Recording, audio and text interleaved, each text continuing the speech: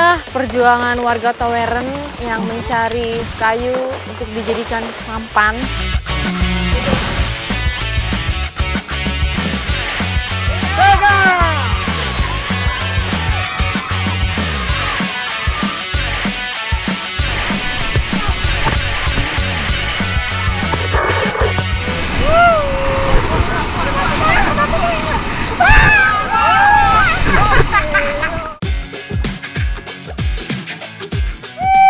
Wah, ini ikannya besar sekali, Bang.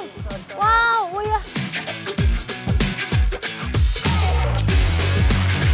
Ikan kerling asam keengnya udah jadi nih. Ini tuh makanan khas tradisional Aceh.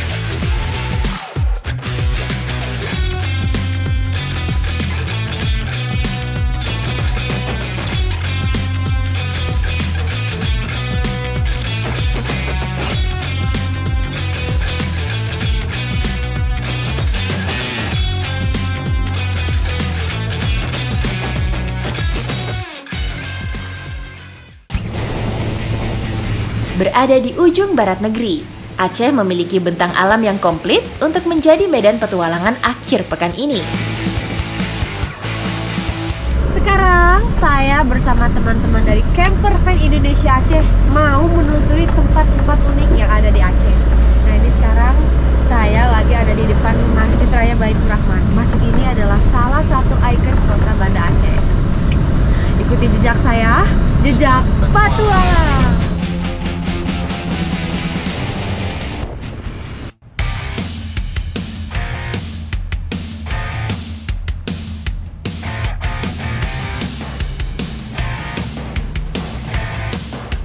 Ditemani langit biru dan cerah, petualangan mulai dari dataran tinggi Aceh Tengah.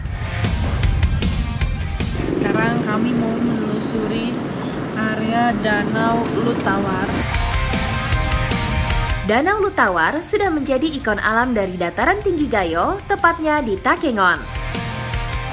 Meliuk-liuk melintasi gugusan pegunungan di tepi Danau Lutawar, pemandangannya begitu memikat mata.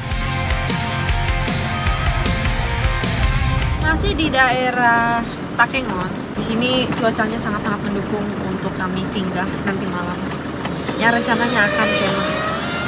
So, ikuti jejak saya, jejak petualang.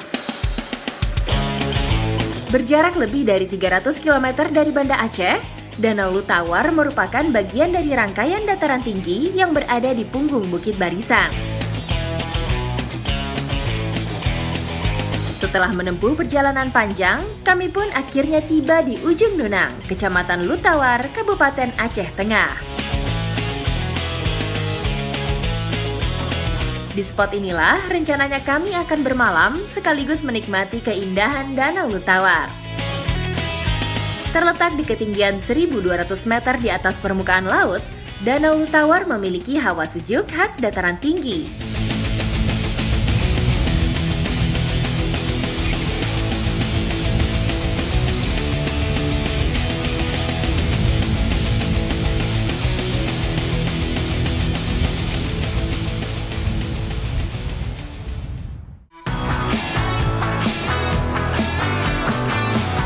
Alam memang menyediakan segalanya bagi warga Tanah Gayo. Petualangan saya pun berlanjut. Kita sekarang berada di atas mobil camper van dan mau melanjutkan petualangan. Masih di daerah Takengon, tepatnya di daerah pegunungan. Dan kami di sini akan mencari kayu yang akan dijadikan untuk perahunya. Perahu ya, keren. Yuk, Ikuti jejak saya, jejak petualang. Membuat perahu sendiri memang sudah menjadi tradisi bagi masyarakat Desa Adat Taweren, Kecamatan Lutawar. Ini tempatnya Om ya? Nah, ini depannya kita akan ambil pohon tuh. Oh, pohon itu yang bakal kita ambil. Oke, keren banget ini. Yuk, let's go. Pohon yang akan dimanfaatkan menjadi sampan adalah pohon kuel. Merupakan pohon tabungan milik warga yang khusus untuk membuat perahu tradisional. Ini dia perjuangan warga Taweren yang mencari kayu untuk dijadikan sampan, dan mereka harus melalui jalur yang cukup ekstrim ini. Semangat!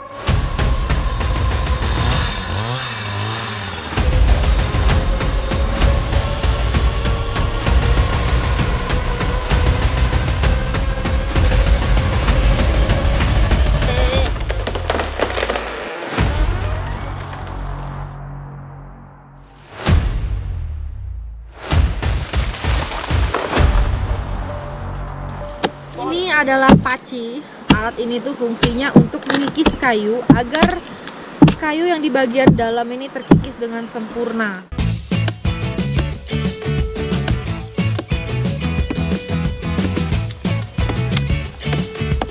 Aduh, di mata saya ini kemasukan kayu. Saking excited, saking semangat banget jadi kena mata deh. Tapi nggak apa-apa, mungkin udah berlalu. Lanjut. Membuat sampan secara bergotong royong memang sudah menjadi tradisi warga di sini. Mengingat sebagian besar dari mereka berprofesi sebagai nelayan. Setelah setengah jadi, perahu siap dibawa turun dari hutan untuk selanjutnya diselesaikan di sekitar rumah. Bisa kita tarikan. Tarik ya sekarang Iya. ya. Oke, yuk. Let's go. Tuh, dua, satu. Mobil camper van kali ini benar-benar multi manfaat. Tak hanya sebagai tempat camping saja, melainkan bisa juga untuk menunjang aktivitas petualangan di tanah rencong. Sekarang perahu ini kita tarik dan siap untuk balap perahu. Let's go!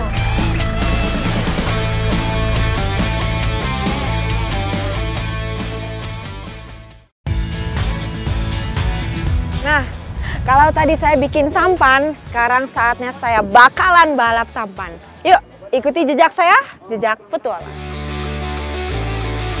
Balap perahu tradisional merupakan olahraga favorit warga yang tinggal di sekitar Danau Lutawar. Setiap perayaan apapun, mulai dari ulang tahun kota hingga festival panen kopi, selalu diisi dengan keseruan lomba perahu. Meski kelihatannya tenang, namun air di Danau Lutawar rupanya berombak cukup besar ketika ada hembusan angin yang kencang. Saya pun harus pintar-pintar mengatur tempo mendayung agar seirama dengan rekan saya di perahu.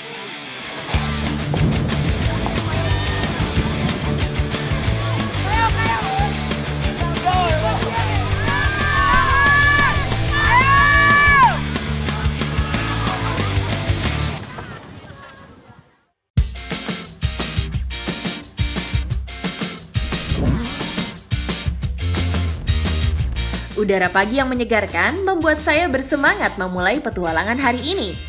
Ditemani secangkir kopi gayo sebagai penghangat suasana, rasanya sungguh luar biasa.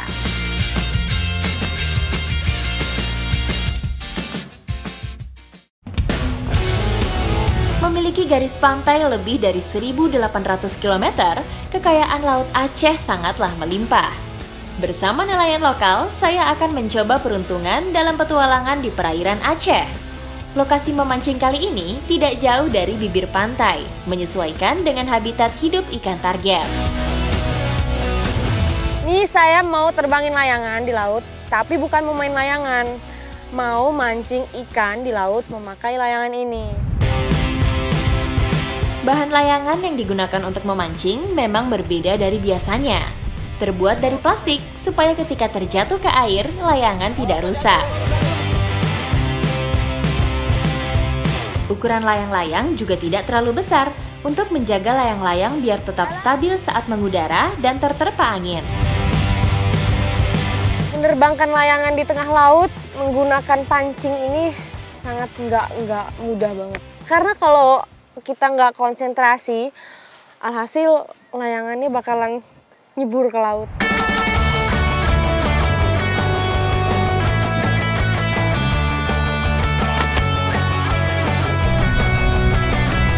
Kite fishing atau memancing memakai layangan sangat cocok untuk menangkap ikan yang hidup di permukaan, alias ikan-ikan pelagis. Ikannya dapat. Layang-layang ini memang berfungsi untuk menjaga umpan agar tetap senantiasa berada di permukaan air.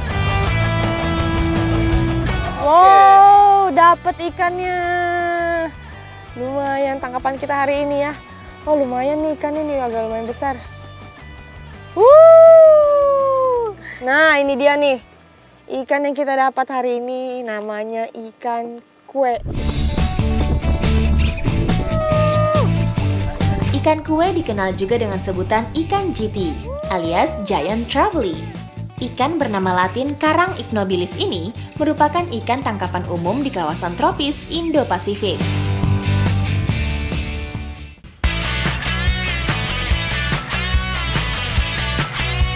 Mengolah ikan kue sebenarnya sangat mudah, karena dimasak apa aja hasilnya pasti enak. Nah, ini dia nih ikan kue hasil pancingan saya. Nih mau kita olah menjadi ikan sayur jemilan pelemak. Bumbu asli Aceh ini terbilang spesial karena sudah jarang dibuat.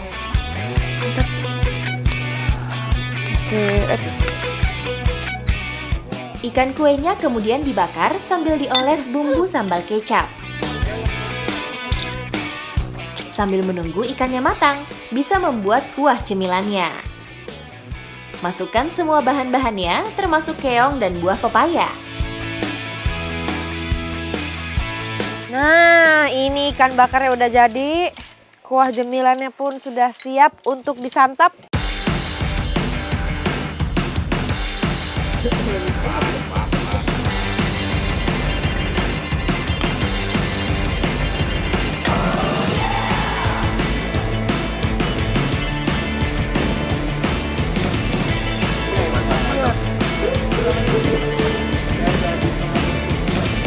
Gimana Om rasanya Om? Enak? Enak ya Om ya? Om gimana rasanya? Enak.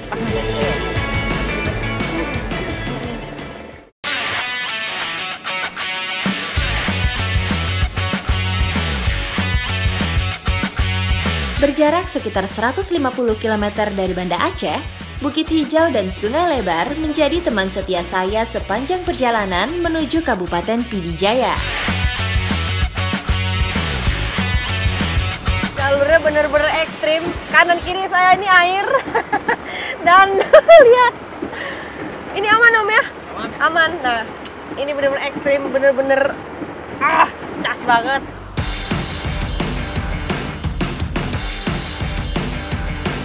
Hari mulai beranjak siang, ketika saya tiba di Desa Layen, Dusun Pantai Luah, Kecamatan Mane, Kabupaten Pidijaya.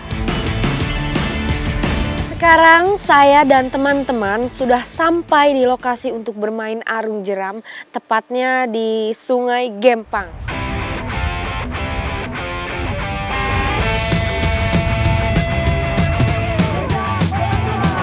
Di aliran sungai berarus deras inilah, saya akan memulai petualangan adrenalin.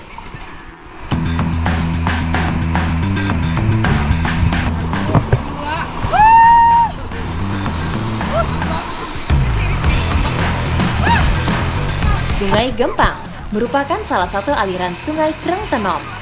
Memiliki jarak sekitar 8 km, perlu waktu sekitar 2 jam untuk mengarungi jeram sungai.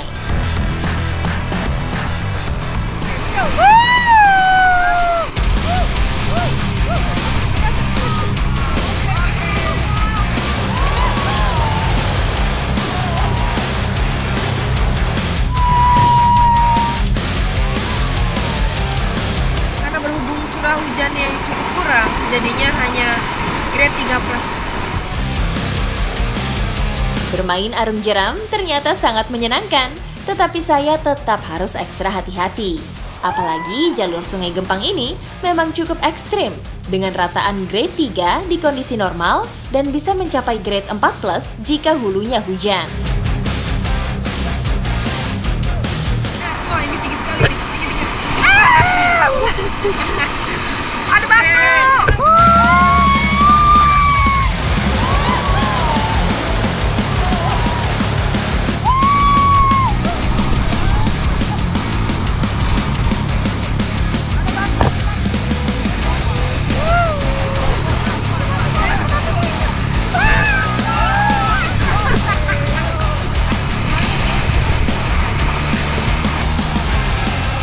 Nah, ini kita mau memasuki area arus yang benar-benar jeram lagi, dan ini kita sudah dimulai saatnya.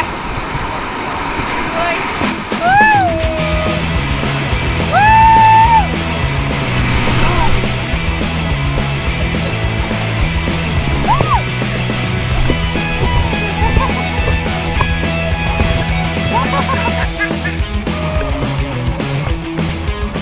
Gayung saya lepas, nggak mau ngikut saya dia. Sungai Gempang memang salah satu lokasi rafting terbaik di Tanah Rencong. Bahkan sungai ini juga sudah beberapa kali menggelar event arung jeram dan ditunjuk untuk gelaran PON tahun 2024 mendatang.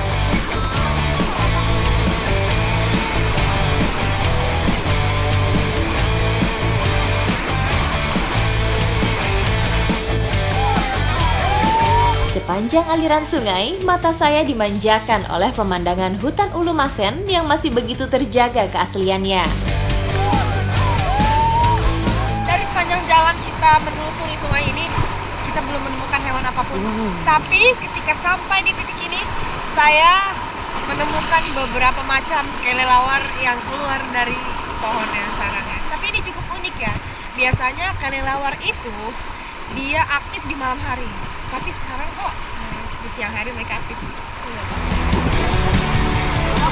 Saya memang cukup beruntung bisa bertemu dengan koloni kelelawar ini di siang hari bolong.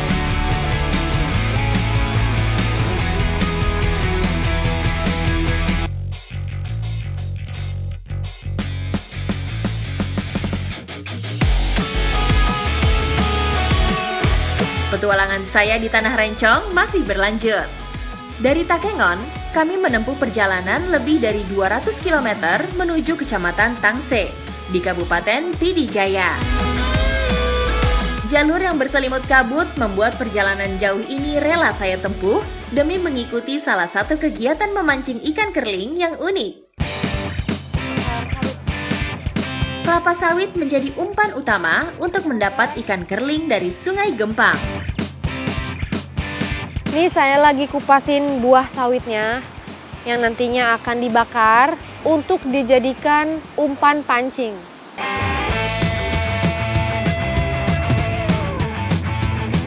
Ini mata aku kena asap, pedih banget di mata, aduh. Tapi nggak apa.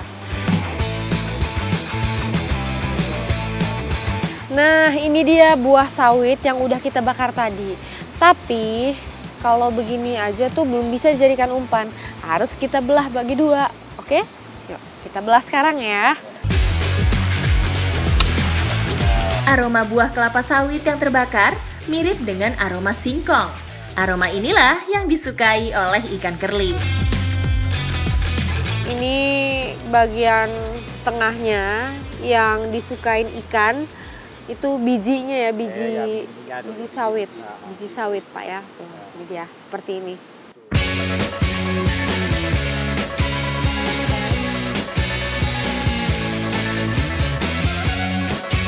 Teknik ini masih memakai teknik yang sangat lama, teknik tradisional. Oke?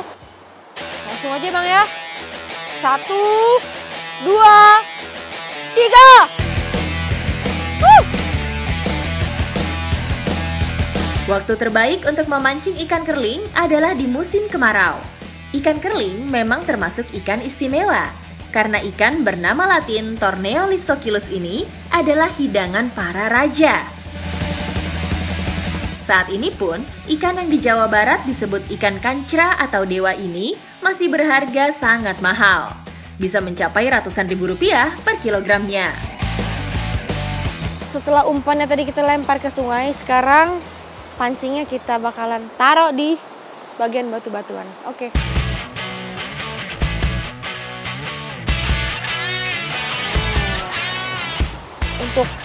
Untuk penahan talinya ini kita bakalan taruh di sini.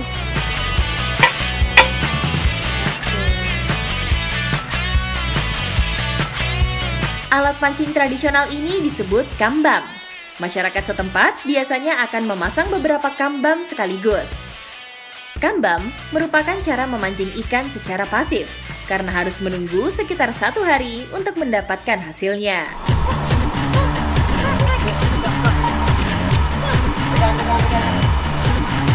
Tarik bang. Terus. Tarik tak? Tarik bang. Wuh! Wah ini ikannya besar sekali bang. Wow. Ya ini dia ikannya. Mantap. Ini dapat ikan besar kita kak. Lumayan nih. Nah ini dia ya. Mantap. Saya baru pertama kali ini nih dapat ikan sebesar ini nih. Tuh lumayan Kita ini masak panjang. hari ini ya kak. Oke.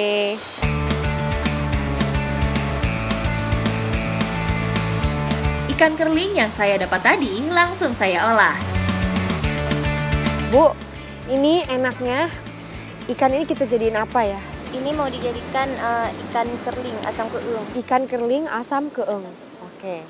Ini ikannya mau kita jadiin ikan kerling asam keeng, makanan khas Aceh ya. Bumbu-bumbu untuk memasak kuah asam keeng tidak jauh berbeda dengan bumbu kuah asam pedas. Namun, ada satu bahan yang menarik perhatian saya. Nah, ini bentuknya rampai seperti ini.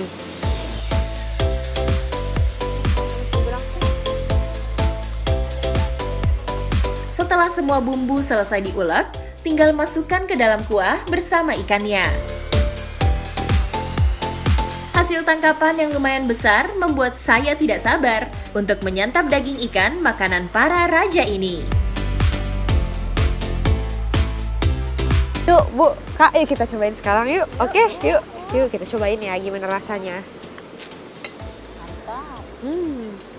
Dari wanginya aja udah Enak kali ya. menggugah selera banget ini ya. Coba ya. Enak banget.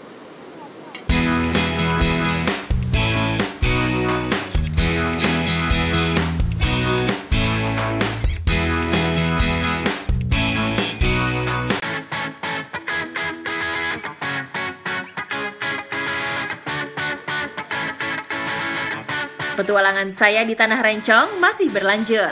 Tepatnya di Desa Lemsenia, Kecamatan Lepung. Sapi yang digembala di sini berjenis sapi Aceh. Sapi Aceh adalah satu dari 4 sapi lokal asli Indonesia. 3 sapi lainnya adalah sapi Bali, sapi Madura, dan sapi pesisir. Sapi Aceh mempunyai ciri khas tanduknya yang terbilang kecil.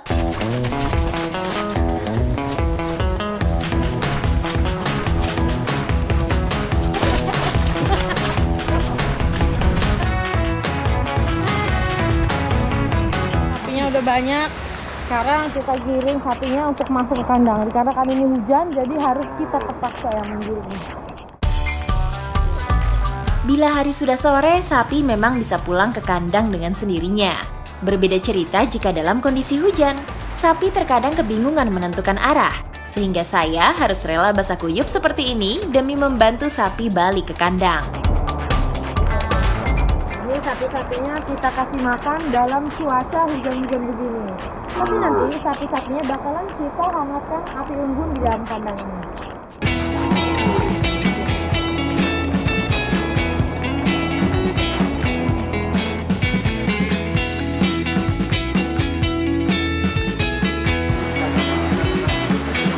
Habis kita kasih makan sapi di dalam, kita bakalan lanjut bakar api unggun supaya sapi-sapinya hangat. Sama seperti manusia, sapi juga bisa mengalami pneumonia alias radang paru-paru. Adanya perapian yang membuat suhu hangat bisa mengurangi risiko sapi terserang penyakit tersebut. Api unggun ini sangatlah unik karena dia menggunakan kotoran dari sapi. Nah, kotoran sapi ini bisa menghasilkan bau. Baunya bisa mengusir berbagai macam serangga. Apinya nggak melekat. Kotoran. Jadi kita boleh dapat kotoran.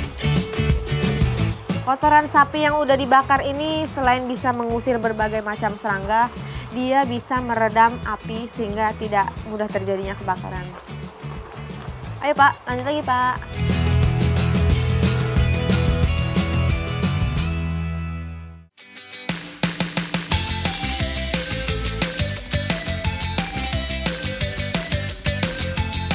Melintasi jalanan mulus dengan gugusan hutan nan hijau di sepanjang jalan, Aceh memang bak zamrud khatulistiwa.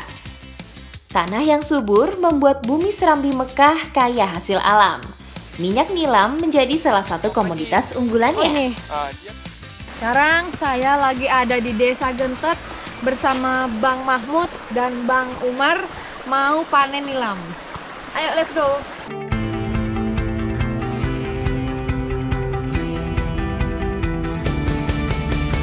Salah satu sentra minyak nilam di Aceh berada di Desa Tengah Gentet, Kecamatan Long, Kabupaten Aceh Besar.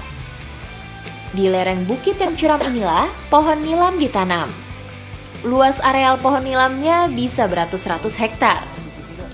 Kualitas minyak nilam dari Aceh bahkan diakui sebagai yang terbaik di dunia. Lantaran kandungan petroli alkohol alias PA minyak nilam dari Aceh selalu di atas 30%.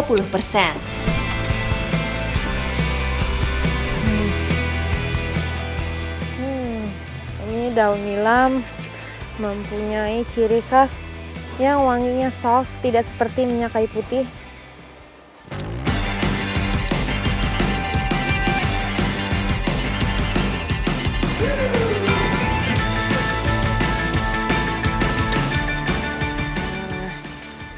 Ini dia nih, tanaman nilam ini tanaman yang unik karena dia tidak bisa dicampur oleh tanaman lain dari segi penanamannya. Memetik pohon nilam harus dipotong dari bagian batangnya.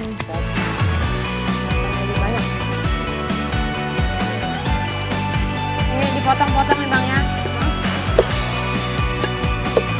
Setelah dipetik, batang pohon nilam selanjutnya dirajang lalu dijemur selama 3 hari. Nah, ini dia batang daun nilam yang sudah dikeringkan lalu kita masukkan ke dalam drum. Drum ini bisa memuat hingga 40 sampai 45 kilo. Oke. Ini mau kita suling, setelah disuling nanti baru bisa diambil minyaknya. Untuk hasil terbaik, proses penyulingan minyak nilam dilakukan selama berjam-jam. Bahkan bisa memakan waktu seharian penuh. Panjangnya proses pembuatan minyak nilam ini membuat harganya mencapai Rp750.000 per kilogram. Indonesia merupakan pemasok 90% kebutuhan minyak nilam dunia, di mana 70% diantaranya berasal dari Aceh. Proses penyulingan ini memakan waktu sangat panjang. Dia bisa memakan waktu hingga 6 jam. Jadi ketika hasil akhir dari penyulingan ini yang keluar itu adalah minyak dan airnya. Akan tetapi yang kita butuhkan itu hanya minyaknya saja. Ayo Pak, lanjut Pak.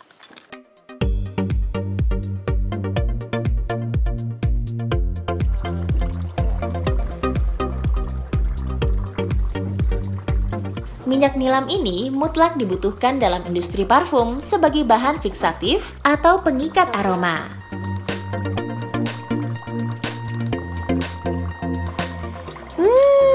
Wangi banget loh ini minyak nilamnya. Oh ya, ini minyak nilam ini ada gitu banyak banget manfaatnya untuk aromaterapi dan juga sabun.